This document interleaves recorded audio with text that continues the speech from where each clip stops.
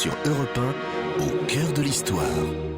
À travers une des plus grandes affaires de l'Ancien Régime, c'est une plongée dans l'univers interlope des voyous du XVIIIe siècle que nous propose Franck Ferrand cet après-midi sur Europe 1. Bonjour Franck. Bonjour Julia, bonjour à tous. L'affaire du collier est une escroquerie hors du commun. Or, c'est une escroquerie historique car elle implique plusieurs grands personnages, dont la reine Marie-Antoinette. Nous allons voir aujourd'hui que cette affaire en a du reste caché une autre que viendra nous raconter Robert Muchimblet. Alors vous me disiez avant de prendre l'antenne que nous allons pénétrer aussi dans les coulisses de la police de l'époque. En effet, en compagnie de René Lévy qui vient de publier une histoire des polices en France, vous allez voir que notre époque n'a pas l'exclusivité des sales petites histoires. –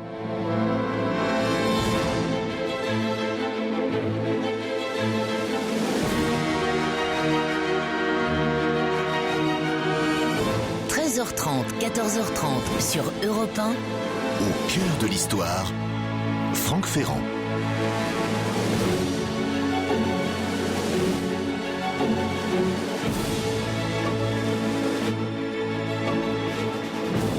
Deux grands personnages au cœur de cette affaire. En rouge et or, dans le rôle du grand seigneur façon cour de Louis XV, c'est-à-dire magnifique et un peu vieux jeu, j'ai nommé le cardinal de Rohan. Il est issu d'une des plus anciennes familles du royaume. Il est cardinal archevêque de Strasbourg, grand aumônier de France, donc un des grands officiers de la cour, un des plus puissants princes de l'Église. Homme de salon et volontiers homme à femme, brillant causeur, vivant sur un très grand pied. Bref, il incarne cette vieille France aristocratique qui veut regagner le terrain cédé à la bourgeoisie et, en ce qui le concerne, il rêve d'une carrière ministérielle. Il a intrigué pour être nommé par le vieux Louis XV ambassadeur à Vienne, où il s'est fait adorer de la bonne société et haïr de l'impératrice Marie-Thérèse. Il faut vous dire que Marie-Thérèse déteste la morgue et l'ostentation. Or, l'impératrice a tôt prévenu sa fille Marie-Antoinette contre lui. Ce qui fait que lorsque la jeune dauphine voit le cardinal de Rohan arriver à Versailles, elle lui témoigne d'emblée une véritable hostilité.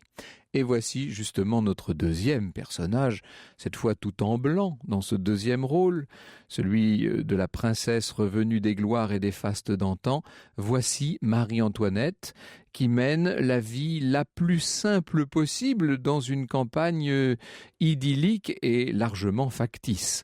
La reine incarne à merveille la nouvelle génération de ces altesses inspirées par Jean-Jacques Rousseau et qui prétendent vivre comme de simples particuliers. Ce sont donc bien deux mondes qui s'affrontent ou qui vont s'affronter. Et c'est le second, bien entendu, qui a le vent en poupe, c'est celui de la reine. À Versailles, en tout cas chez Marie-Antoinette, l'époque des grandes fêtes de cour, des rocailles à profusion, des soupers fins au palais, etc., cette époque est révolue. Il faut vous dire que le goût néoclassique est passé par là, on n'aime plus que les lignes droites et sobres, les pastorales à l'antique, les collations certes très riches et très luxueuses, mais faussement simples et prises à Trianon dans des tenues de linon blanc.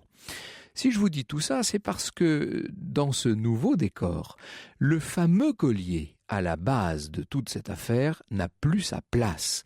Qu'est-ce que c'est que ce collier? On parle toujours de l'affaire du collier. Eh bien, il s'agit évidemment d'un tour de force de joaillier, doublé en l'occurrence d'un pari commercial. Pendant des années, les deux plus fameux bijoutiers, qui s'appellent Beumer et Bassange, ont réuni une collection de très gros diamants. Leur but, c'était de faire un chef-d'œuvre, quelque chose d'immortel. Au départ, ce collier n'était pas destiné à Marie-Antoinette, plutôt à Madame du Barry, la dernière favorite de Louis XV.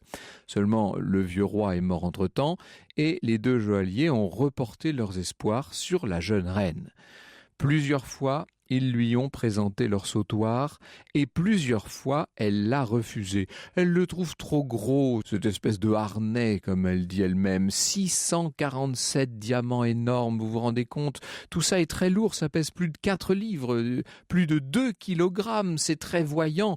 Honnêtement, aux yeux de Marie-Antoinette, ça paraît carrément démodé. Quitte à jeter l'argent par les fenêtres, la nouvelle reine préfère construire des fermettes dans son petit domaine de Trianon. Elle trouve que cet énorme collier n'a pas vraiment d'allure. Elle fuit Beumer autant qu'elle le peut. « Ah, dit-elle à sa dame de compagnie, cet homme-là a été inventé pour mon supplice. » Évidemment, il faut imaginer que les joailliers, eux, sont bien embêtés avec cette histoire. Ils sont tout dépités. Ils ont essayé de vendre leur grand sautoir à d'autres cours d'Europe. Seulement, le prix vertigineux qu'ils en demandent, 1 600 000 livres, a découragé tous les acheteurs. Pour dire les choses crûment, les malheureux commerçants se retrouvent avec leur chef-d'œuvre sur les bras. Personne ne s'intéresse plus au collier. Quand je dis personne, évidemment, c'est pas tout à fait vrai, parce que les voleurs, les aigrefins, les arnaqueurs, eux, s'y intéressent de très près. Et notamment, parmi eux, une brave inconnue, où elle ne va pas le rester longtemps, une certaine Jeanne de La Motte. Cette arnaqueuse, là, franchement, c'est le seul mot possible, mérite qu'on s'y attarde, car c'est elle par qui le scandale arrive. Jeanne de Saint-Rémy, c'est son nom, descend du côté de son père d'un bâtard du roi Henri II. Pour tout vous dire, c'est sa seule noblesse, car pour le reste, le personnage n'est pas reluisant. Elle a vécu une enfance assez misérable, elle est obligée de mendier jusqu'à ce qu'une dame de qualité, la marquise de Boulainvilliers, se charge de son éducation. Elle a fait toutes sortes de petits métiers, elle a épousé un ancien gendarme, Nicolas de La Motte, qu'elle a affublé du titre de comte. Après tout, ça peut toujours servir. On est à une époque où les titres sont essentiellement de courtoisie. Or, en 1781, à Saverne, il se trouve que sa protectrice l'a présenté à un très haut personnage, évidemment à notre cardinal de Rohan. Et là, tout de suite, avec le flair d'un requin, Jeanne a repéré non seulement le gros poisson, mais le poisson facile à appâter. Elle lui a fait sa cour, elle l'a flatté, elle s'est insinuée dans ses bonnes grâces, et finalement, elle va parvenir à se faire apprécier du prélat, dont elle a détecté tout de suite le point faible. Cet homme-là serait prêt à tout pour un sourire de Marie-Antoinette. Ah bon, vraiment ? S'il n'y a que ça, se dit Madame de La Motte, on doit pouvoir y arriver. Avec pas mal d'adresse, la comtesse de La Motte va se faire passer pour une intime de la reine. Alors vous allez me dire, c'est un peu gros cette histoire. Mais oui, mais il faut savoir que Marie-Antoinette joue gros jeu à cette époque dans ses appartements. Et elle a pris l'habitude d'admettre à la table de jeu une société pour le moins mélangée. Pourvu que les joueurs soient prêts à jeter des fortunes sur le tapis, ils ont à peu près tous les droits. Alors après tout, on se dit, pourquoi pas une La Motte ? Le cardinal de Rohan a tellement besoin de croire que quelqu'un pourrait défendre ses intérêts auprès de la souveraine que finalement, il va gober, si vous me passez l'expression, tout ce que lui raconte l'arnaqueuse. Parce que c'est un fait, il est entre les mains d'une mauvaise femme. Mais Rohan appartient non seulement à la plus haute noblesse, mais en même temps au plus haut clergé. Alors, dans son esprit, l'idée qu'une femme modeste, presque une bourgeoise, puisse oser se jouer de lui pour venir le gruger, c'est tout simplement inconcevable. En outre, la comtesse est habile. Elle demande à son amant, donc Rétaux de Villette, d'imiter plus ou moins l'écriture de la reine et de signer de faux billets où Marie-Antoinette se montre aimable, amicale, presque tendre pour ce prélat qui ne demande qu'à y croire. Rohan ne marche pas, il court. Alors les autres en profitent, évidemment. Ils lui soutirent un peu d'argent sous divers prétextes, et puis un peu plus, et davantage encore. Un jour, ils vont jusqu'à contrefaire une supplique de la main de la reine et ils parviennent ainsi à extorquer au cardinal la somme de 50 000 livres. C'est une petite fortune. Et au moment de Noël, il récidive, il lui extorque carrément 100 000 livres. C'est beaucoup d'argent. Là où la comtesse est diabolique, c'est qu'elle a mesuré exactement les concessions nécessaires pour aller plus loin et elle a compris que le prélat se fatiguait des billets écrits. Maintenant, il veut rencontrer la reine en chair et en os. C'est un problème, ça. Est-ce que c'est un problème insoluble ? Oh, pas pour la comtesse de La Motte et pour ses complices. Le cardinal veut voir la reine en privé. Eh bien, on va lui arranger le coup. Au cœur de l'histoire revient dans un instant sur Europe 1. Jusqu'à 14h30 sur Europe 1. Plongez au cœur de l'histoire avec Franck Ferrand.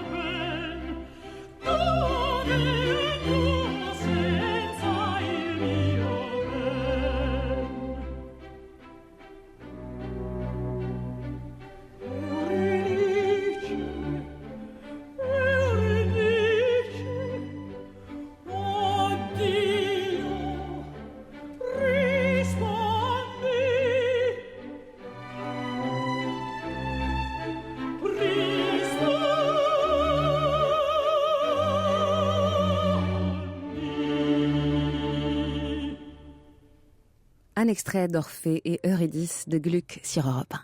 La comtesse de la Motte est une arnaqueuse comme on en fait peu, et puisque le cardinal de Rohan veut à tout prix rencontrer Marie-Antoinette, eh bien elle se dit qu'elle va la lui présenter. Au palais royal, Nicolas de la Motte, donc son mari, va être chargé de repérer parmi les prostituées une femme qui posséderait à peu près la taille et la corpulence de la reine.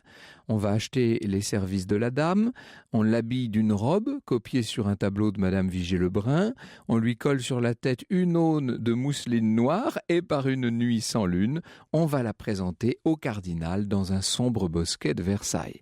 La souveraine est censée venir en secret pour une entrevue plus ou moins avouable, et quand la silhouette approche, le cardinal croit son heure venue. Mais avant que la doublure improvisée n'ait le temps de se trahir, on fait intervenir évidemment Rétaux, qui pour l'occasion a revêtu la livrée de la reine. « Madame, attention, voici monseigneur le comte d'Artois », dit-il. La silhouette aussitôt disparaît. Rohan ramasse la rose qu'elle a laissée tomber, il s'enivre de son parfum, et voilà, le tour est joué. Prochaine étape pour les trois arnaqueurs, passer aux choses sérieuses. C'est ici que le fameux collier de diamants va entrer en scène. C'est lui qui va servir de support à l'une des plus formidables arnaques qu'on ait jamais vues. Madame de la Motte, vous l'avez compris, a pour elle une audace sans limite. En janvier 1785, elle explique à Rohan que la reine aurait besoin de son aide pour acquérir discrètement le fameux collier de Beumer. Oh, ça se fait habilement. Naturellement, il y aura un contrat en bonne et due forme. D'ailleurs, ce contrat, pourquoi ne pas l'établir tout de suite ? La reine réglera les joailliers en 4 versements de 400 000 livres chacun, et le premier dès le 1er août. À l'entrevue suivante, Madame de la Motte produit un document apparemment signé de la reine. C'est signé Marie-Antoinette de France. Quand même, le cardinal devrait savoir que la reine, qui n'est pas fille de France, mais qui est née Habsbourg-Lorraine et archiduchesse d'Autriche, signe en vérité Marie-Antoinette tout court. Mais il ne s'arrête pas à cela. En fait, il est ravi. Il tient, en tout cas, il croit tenir le moyen d'aliéner la souveraine. Il se rend lui-même chez le joaillier, chez Beumer. Il se fait montrer la merveille. Il ne peut s'empêcher de raconter qu'il est missionné par la reine. Évidemment, les bijoutiers le croient. Il est quand même cardinal archevêque de Strasbourg. Ils lui font confiance, naturellement. Et il lui livre la marchandise à domicile. Le 1er février, le cardinal se rend à Versailles, pas au château, mais en ville, dans un appartement qu'a loué Madame de la Motte. Et pendant le trajet, on le voit soulever plusieurs fois le couvercle de l'écrin pour apercevoir le fabuleux collier. Il le confie lui-même à la fausse comtesse, qui, sous ses yeux, le remet aussitôt à un faux envoyé de la reine. Alors, le cardinal attend dans les jours qui suivent, comme tout le monde, il attend que la reine, tout juste relevée de couche, porte en public le fameux joyau. Seulement, évidemment, les jours passent et ça ne vient jamais. C'est alors qu'intervient une coïncidence inouïe.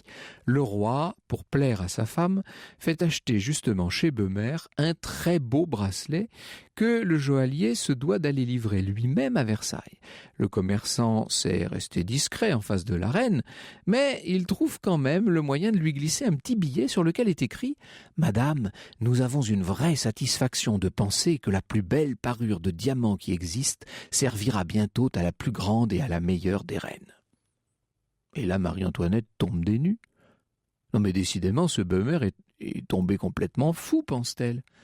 Très imprudemment, mais à son habitude, elle brûle le billet à la flamme d'une bougie et se contente de demander à Madame Campan, Madame Campan, c'est cette femme qui a toute sa confiance, qui s'occupe notamment de sa bibliothèque, elle demande à Campan de tirer cette affaire au clair. Alors la brave femme se rend chez Beumer dès le 9 juillet et il lui faut pas longtemps, en quelques phrases, elle comprend que les joailliers ont été la dupe d'une arnaque montée de toutes pièces sous couvert du nom de la reine.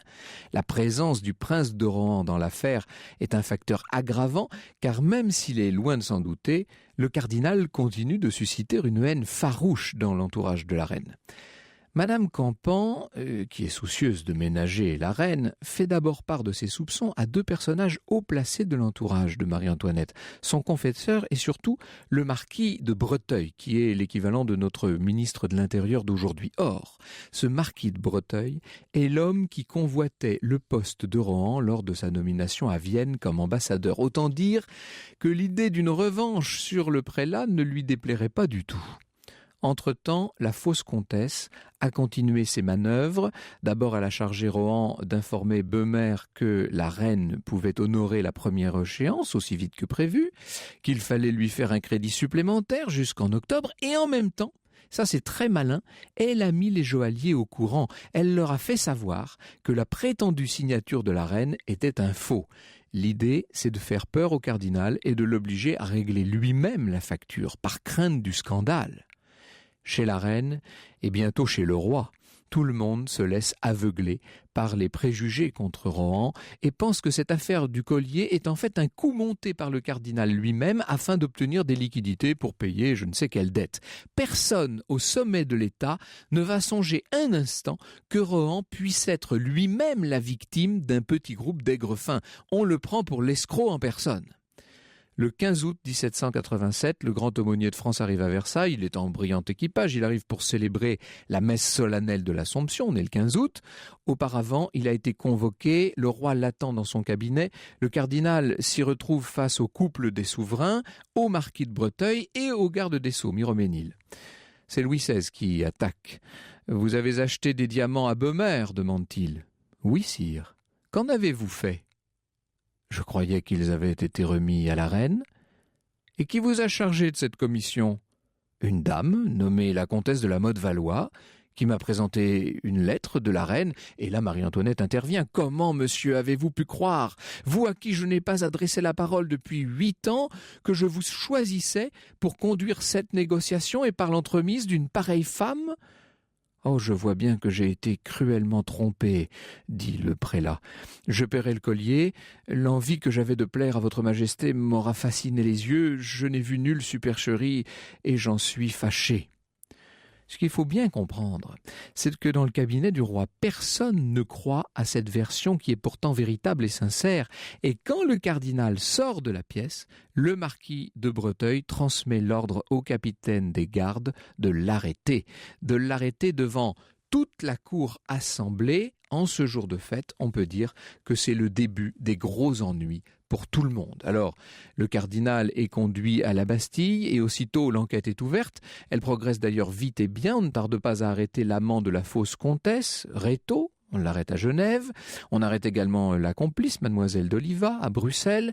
Seul le mari de Madame de la Motte, qui se trouve en Angleterre, bénéficie du droit d'asile. Quant à la dame elle-même, eh bien, on la retrouve chez elle, à Bar-sur-Aube, et elle se laisse d'autant mieux arrêter que son rôle dans l'histoire n'est pas achevé. Sitôt interrogée, elle se met à nier tout en bloc et reconnaît seulement avoir été la maîtresse du cardinal de Rohan. Au cœur de l'histoire revient dans un instant. Jusqu'à 14h30 sur Europe 1, plongez au cœur de l'histoire avec Franck Ferrand.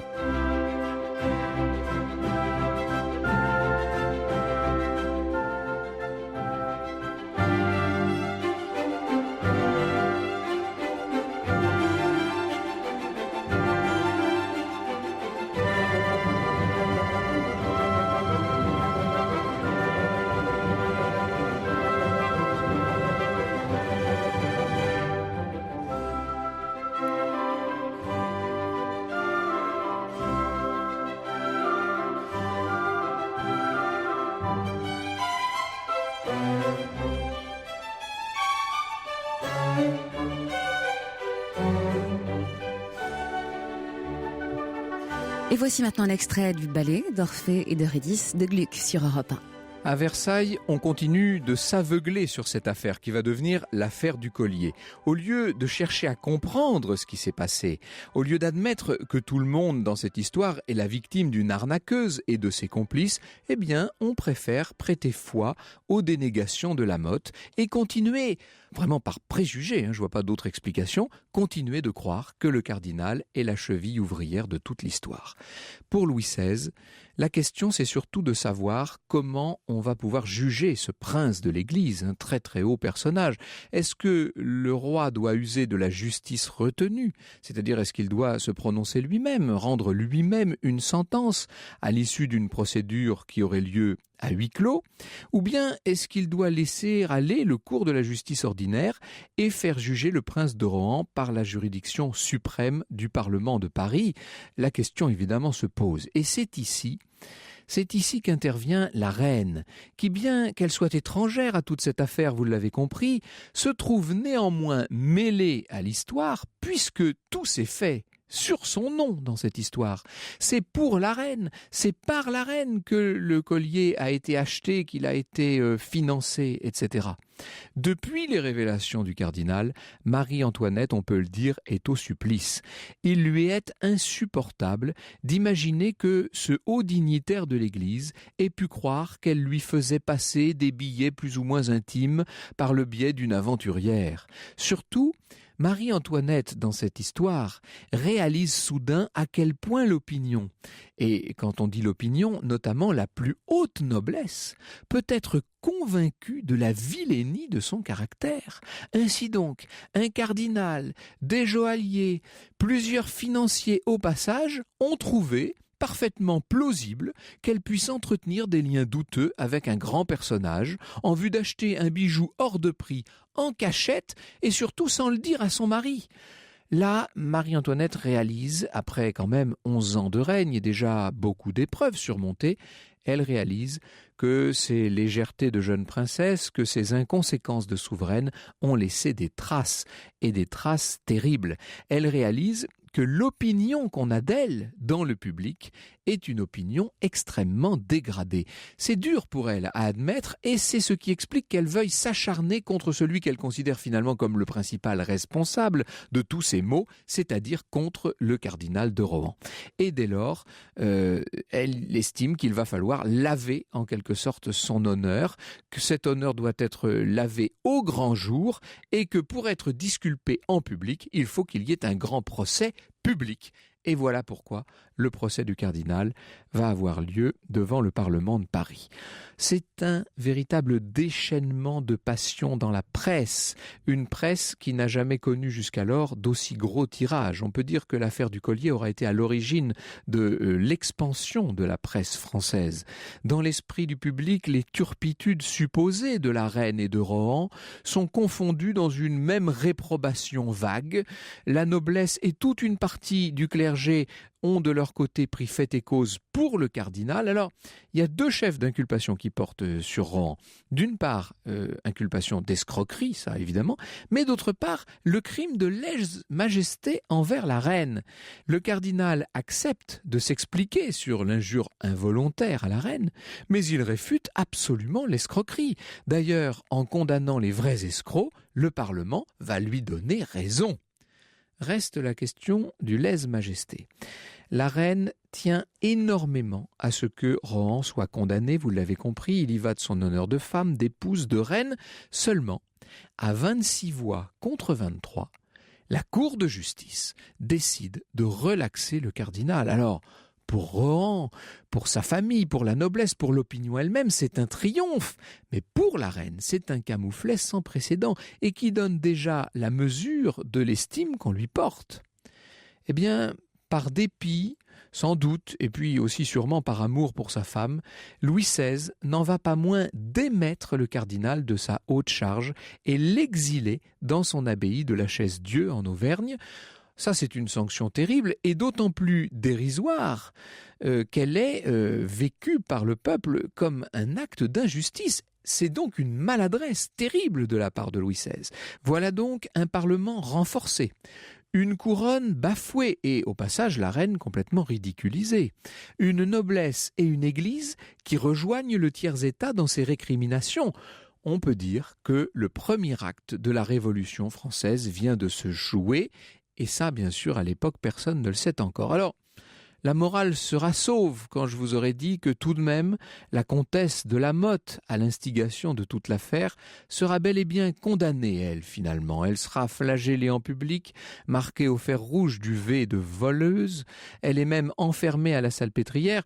Normalement, il est prévu qu'elle y passe le restant de ses jours. En vérité, elle sera libérée par des complices en juin 1787 et se réfugiera à Londres, Londres où elle meurt, en août 1791, d'une façon d'ailleurs qui lui ressemble bien. Elle s'est tout simplement jetée par la fenêtre pour échapper à la police envoyée par ses créanciers. Alors voilà pour l'affaire du collier telle qu'on la connaît, telle qu'on la raconte depuis plus de 2 siècles. Mais ce que nous rappelle opportunément un récent ouvrage de Robert Muchimblé, c'est que cette première affaire du collier en cache en vérité une seconde. Alors eh bien c'est précisément cette seconde affaire que nous allons revoir en compagnie de l'auteur et en compagnie d'un spécialiste de l'histoire des polices, juste après le flash de 14h. Exactement. Un petit peu de suspense. À tout de suite, Franck. Précisément 14h sur Europe 1.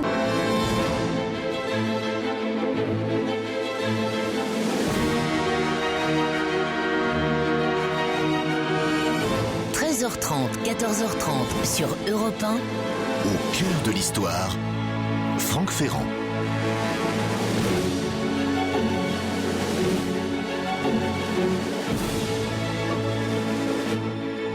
C'est la deuxième affaire du collier qui va nous occuper dans cette nouvelle partie de l'émission.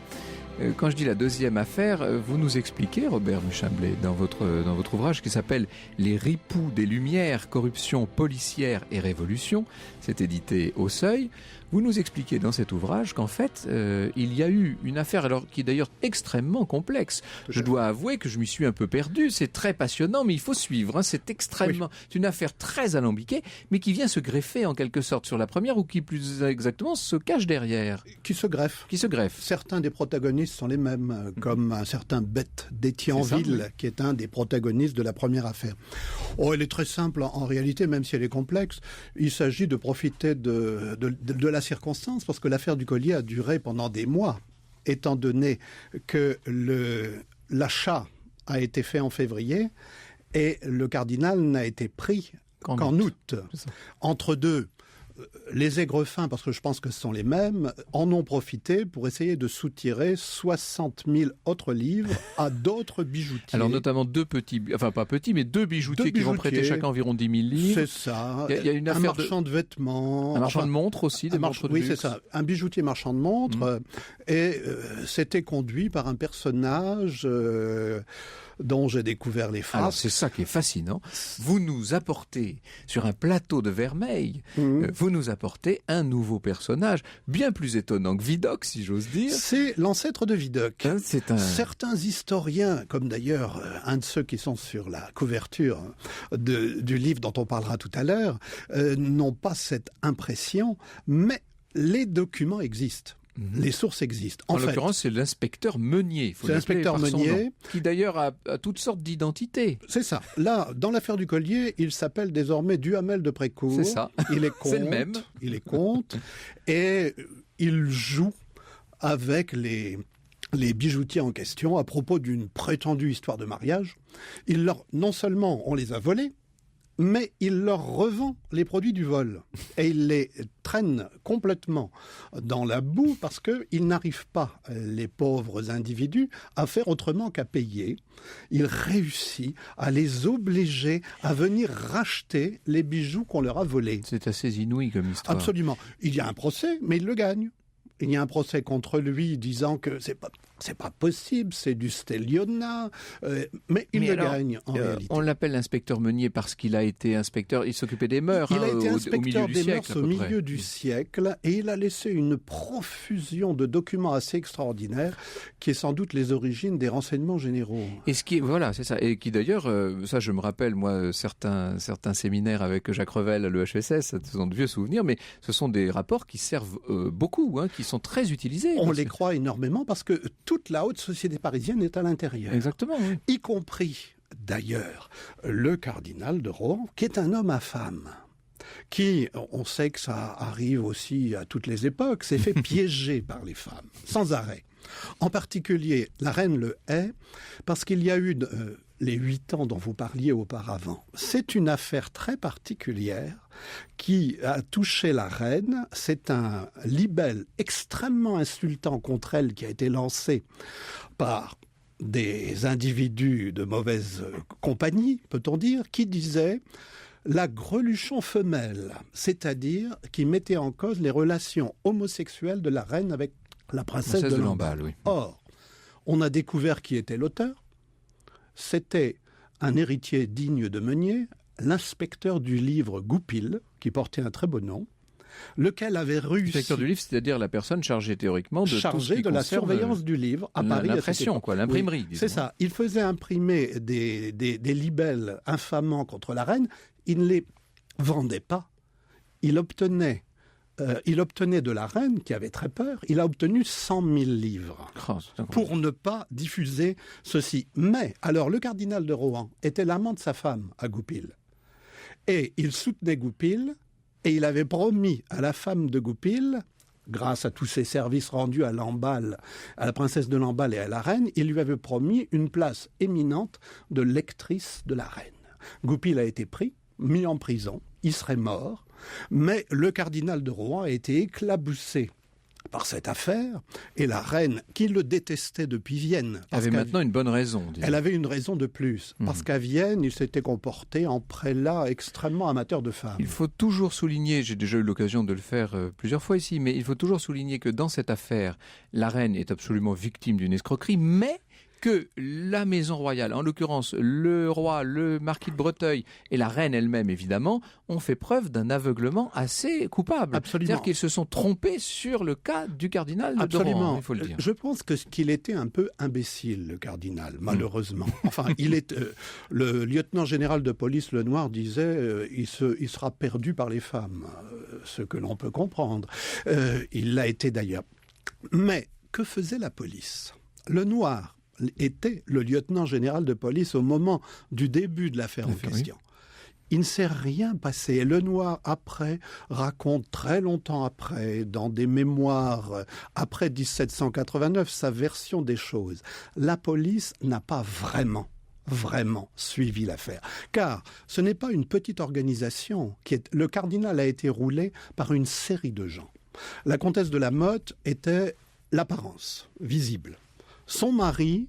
Elle a d'ailleurs servi un peu pas de bouc émissaire, parce qu'elle était tout à fait coupable, mais en tout cas, c'est elle qu'on a vue dans l'affaire. Mais apparemment, elle a réussi à s'évader après. Ouais. Et en plus, certains historiens disent qu'elle n'est pas morte en 1791. Mais enfin, elle a survécu jusqu'en 1844. Mais son mari n'était pas n'importe qui. C'était une mouche de la police, qui a fait une grande carrière dans la police.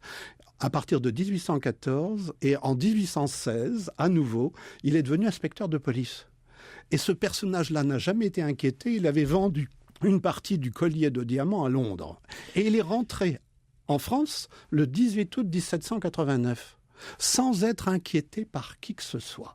Il y avait une énorme organisation qui incluait, à mon avis, mais on n'a pas de preuves là, le lieutenant général de police Lenoir, qui a démissionné juste avant l'arrestation du cardinal sur l'ordre de Breteuil.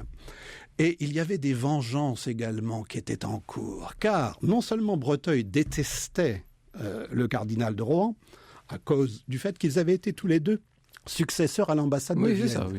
Et Breteuil était un espion de Louis XV. Il faisait partie du secret du roi. Un grand espion secret de Louis XV. Ce qu'on découvre, c'est bien plus étonnant encore que dans les romans de Jean-François Parrot. Ce qu'on découvre, c'est que dans toutes ces affaires, les services privés du roi, les services secrets, la police, ou ce qui peut en tenir lieu, les services de la maison du roi, c'est-à-dire le ministère de l'Intérieur d'aujourd'hui, et une grande partie de ce qu'on pourrait appeler la pègre, tout ça s'entend, se connaît, est interchangeable. C'est un sac de nœuds assez stupéfiant. C'est lui qu'on va essayer modestement de démêler, en tout cas de montrer dans les minutes qui viennent. Au cœur de l'histoire revient dans un instant sur Europe 1. Franck Ferrand sur Europe 1. Il pleut, bergère. dresse tes blancs moutons.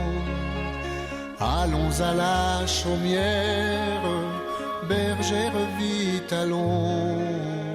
J'entends sous le feuillage l'eau qui tombe à grand bruit. Voici venir l'orage, voici l'éclair qui luit. La voix inoubliable de Bourvil qui chante cette chanson tout à fait de saison, puisque cette Il pleut bergère, ça sort précisément dans ces années 85-86. Et évidemment, la bergère visée, c'est la reine Marie-Antoinette. Alors, nous a rejoint René Lévy, qui est sociologue et directeur de recherche au CNRS et co-auteur d'une histoire des polices en France de l'Ancien Régime à nos jours. C'est publié aux éditions Nouveau Monde. Je vous ai demandé, René Lévy, de nous rejoindre parce que nous abordons bien dans cette affaire la question de la police. Mais, et c'est ce que nous étions en train de dire pendant la page de publicité, la police dont il est question, Robert Muchimblé, n'est pas la police moderne, évidemment. C'est une sorte de pré-police, c'est l'ancêtre.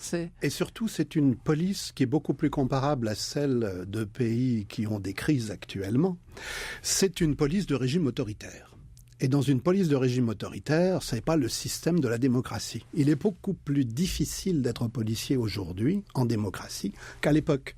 Parce que le lieutenant-général Berryer, qui a été nommé... fondamentale. On va peut-être commencer par lui, vous avez raison. Oui, Berryer qui a été nommé en 1747, qui est un grand ami de la marquise de Pompadour, qui est un homme de Pompadour. Oui, c'est un homme du clan Pompadour, Paris et compagnie. Il a recruté des nervis comme inspecteur de police. Sur les 20 inspecteurs de police, un jour on les a dénoncés à son successeur, une dizaine d'années plus tard, tous étaient décrits comme des truands, des vidocs, qui avaient au moins commencé leur vie dans le crime, et longtemps on a pensé que pour être un bon policier, il fallait connaître le milieu.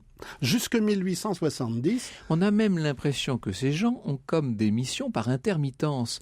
Ils sont tantôt policiers, tantôt plutôt malfrats. Oui. Alors Meunier en est un d'entre eux. L'inspecteur Meunier dont on parlait tout à l'heure.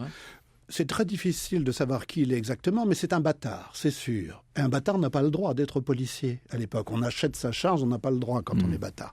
Mais il a réussi à l'être, et il a recruté autour de lui une série de sbires. Donc en fait une sorte de marais, de milieu nébuleux. C'est ça, une police qui, ce n'est pas une légende, était composée aussi de beaucoup d'observateurs qu'on appelait les mouches. Souvent, ils étaient recrutés d'une manière très simple. Tout individu qui tombait entre les mains de la police et qui avait quelque chose à se reprocher, comme Damien, le futur assassin, entre guillemets, de Louis XV, fut une mouche de la police. Il a travaillé pour la police peu auparavant. Alors ces gens-là donnaient des informations et on a... Ce qui ne veut pas dire que du jour au lendemain, ils changeaient de tempérament ni de relation, évidemment. Évidemment. Mais on a, grâce à eux, une information faramineuse qui a été notée dans des centaines de dossiers conservés. Et ça, c'est un peu le travers de cette monarchie finissante. C'est une bureaucratie envahissante et surtout une bureaucratie parallèle. Et c'est là qu'intervient la responsabilité personnelle du roi Louis XV dans la création, on le disait aussi, de ce secret du roi, qui sont un peu l'ancêtre de nos services secret. Exactement. Et qui lui permet au départ de mener une diplomatie parallèle. Oui, mais ça se retourne contre lui. Par exemple, il avait parmi ses grands hommes du secret le chevalier Déon, qui lui a fait du chantage. Comment, oui. Et un énorme chantage. Beaumarchais a dû être envoyé pour récupérer les lettres de Déon après la mort de Louis XV. Et il y avait... Meunier était probablement à un moment donné un espion également en Russie, du côté de l'Est, parce que c'était la grande hantise de Louis XV. L'Est, la Pologne, la Russie. Grande puissance dominante, la Russie qui montait, qui volait les secrets. Et puis l'affaire de Pologne qui est au cœur. L'affaire de Pologne, le partage de la Pologne. Alors les Français allaient dans cette zone-là et Meunier a certainement vendu des colons français à la Russie, sous un autre nom. Alors on trouve dans toutes les affaires de Meunier et de tous les noms qu'il peut emprunter, c'est une sorte d'Arsène Lupin aussi. C'est ça. On peut suivre sa trace grâce à son écriture. Si ce n'est pas le même homme, c'est une école d'écriture extrêmement précise, c'est une écriture très reconnaissable. Heureusement que vous avez cet élément en fait graphologique. Absolument. Et puis, toutes les traces qu'il a laissées. Je n'ai pas été les consulter, mais il semble qu'il ait laissé des kilos de documents en Pologne. Ah tiens, oui aussi. Et en Russie. Je vous dis que ce personnage va devenir un jour très célèbre et qu'il mérite un grand roman. Je me disais aussi, en vous écoutant à l'instant, que les doutes qui subsistent sur cette affaire phénoménale du cambriolage du millénaire, du vol des joyaux de la couronne de France en septembre 1792, gagneraient beaucoup à être réétudiés sous cet angle-là. Parce qu'en fait, on se rend compte, on n'arrive pas, honnêtement, quand on suit cette histoire, cette affaire, on est constamment perdu, on ne comprend pas qui est policier, qui est malfrat, et pour cause. Lorsqu'on vous a lu, on commence à se dire qu'en fait, c'était un peu les deux. C'est quand même, c'est un peu une révision des choses, ça, René Lévy. En fait, non, pas vraiment, parce que on sait bien qu'il y a cette zone intermédiaire pendant très longtemps où, comme l'a dit Robert Muchamblet, on pense que la police doit être faite par des gens qui ont l'habitude des milieux qui sont chargés de contrôler et qui en a davantage l'habitude. Et sur lesquels ils doivent informer. Et sur lesquels ils doivent informer, naturellement. Alors nous revenons sur les origines de cette police ou de ces polices dans un instant. Au cœur de l'histoire revient dans un instant sur Europe 1. Europe 1, au cœur de l'histoire. Nous sommes en compagnie de Robert Muchamblet, professeur à l'Université de Paris-Nord et auteur de ce livre assez extraordinaire où apparaît un nouveau personnage, notamment cet inspecteur Meunier. Ça s'appelle Les Ripoux des Lumières, corruption policière et révolution. C'est édité au Seuil et nous a rejoint René Lévy, qui est sociologue et directeur de recherche au CNRS et co-auteur avec Jean-Marc Berlière de l'histoire des polices en France de l'Ancien Régime à nos jours. C'est aux éditions Nouveau Monde. Je constate, René Lévy, que vous parlez bien de l'histoire des polices, du reste. C'est parce que vous établissez des différences très intéressantes. C'est même la base de l'étude de la police. C'est de dire que c'est pas la police, précisément. Non, ce sont les polices, parce que pendant très longtemps, au moment où se structurent les institutions policières, où elles se professionnalisent, si vous voulez, on a d'abord la gendarmerie, qui est pendant très longtemps, la seule institution nationale de police et qui est une institution à caractère militaire, mais avec des fonctions essentiellement policières. Et puis nous avons aussi, avant l'étatisation des polices de 1941, qui donne naissance à ce que nous connaissons aujourd'hui comme la police nationale, on a en réalité des polices urbaines, qui sont des polices municipales. On a la police parisienne, qui est la plus grosse institution urbaine de police pendant très longtemps, la préfecture de police. Et puis on a un embryon de police civile d'État, qui est la Sûreté nationale, mais qui se ramène pendant longtemps à une police politique. Ce sont les renseignements généraux qui, à l'époque, au début, ne s'appellent pas comme ça. Les besoins de la société sont toujours les mêmes, mais les missions confiées aux différents services de police évoluent beaucoup, en fait. C'est ce qu'on... Pas tant que ça, non, finalement. Pas tant que ça, parce que vous savez, il y a quand même quelques grandes fonctions policières. La police criminelle, on va dire, police judiciaire, comme on l'appelle en France, le maintien de l'ordre, la sécurité publique. Alors, on n'a pas toujours des institutions ad hoc en matière de maintien de l'ordre. Quoique, on a le guet pendant longtemps. Quoique, parce que, par exemple, la gendarmerie, son ancêtre, et qui avait ces missions-là, c'est la maréchaussée, qui est créée par François Ier. Et que c'est, comme on dit, au pays de maréchaux, on pend d'abord, on juge ensuite. C'est une force sur les chemins. C'est la maréchaussée. La police proprement dite est créée au XVIIIe siècle. Le lieutenant général est créé avant, mais les inspecteurs de police, les 20 inspecteurs de police de Paris sont créés au XVIIIe siècle. Ceux de Berlier dont vous parliez. Un peu avant, il y a eu beaucoup de scandales, ils étaient 40 au début, il y a eu plein de scandales, on les a fait passer à 20 de façon à changer les hommes, mais on n'a pas réussi en fait à beaucoup changer les hommes. Il est probable que Meunier avait déjà acheté une charge de police auparavant, avant de revenir sur place. Et ces policiers ont des tâches extrêmement diverses. Par exemple, il existe une patrouille de sûreté qui s'occupe de la sûreté des vols, des bagarres dans les rues de Paris. 3 ou 4 hommes avec une escouade, plus d'autres systèmes de police qui s'y ajoutent.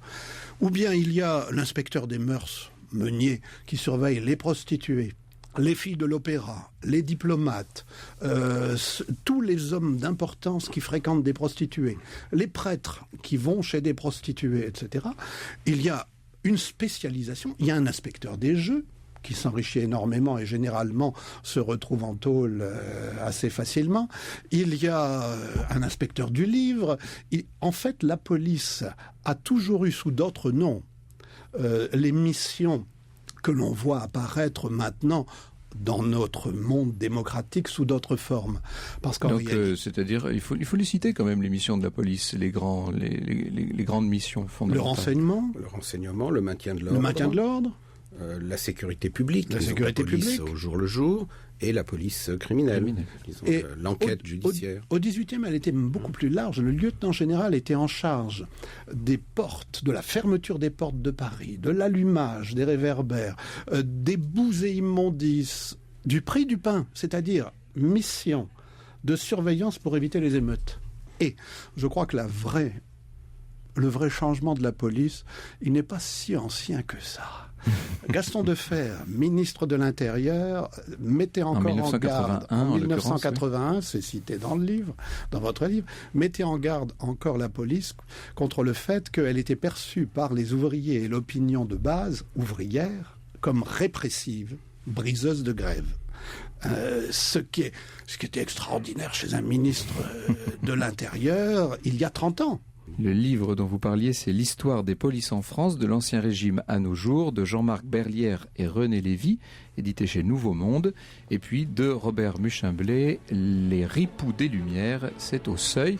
Merci beaucoup, messieurs, d'avoir essayé de nous éclairer un peu sur des affaires infiniment ténébreuses. Merci à vous. Merci.